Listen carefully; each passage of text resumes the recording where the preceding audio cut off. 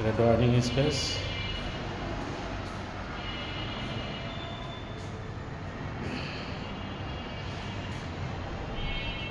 Dining থেকে আমরা যাচ্ছি কমন টয়লেট। এটা হলো কমন টয়লেট। কমন টয়লেট থেকে আসার পরে আমরা চাইল্ড বেড, যেটা বলে হলো থার্ড বেড, থার্ড বেডে আমরা আসছি। এটা হলো থার্ড বেড।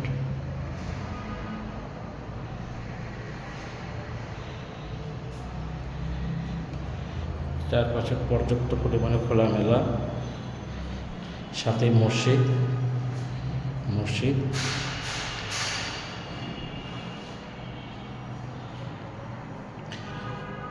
এখান থেকে বাড়ানোর পরে আমরা আবার যাচ্ছি ডাইনিং স্পেস। এটা হলো ডাইনিং স্পেস। ডাইনিং স্পেস বেশ বড়।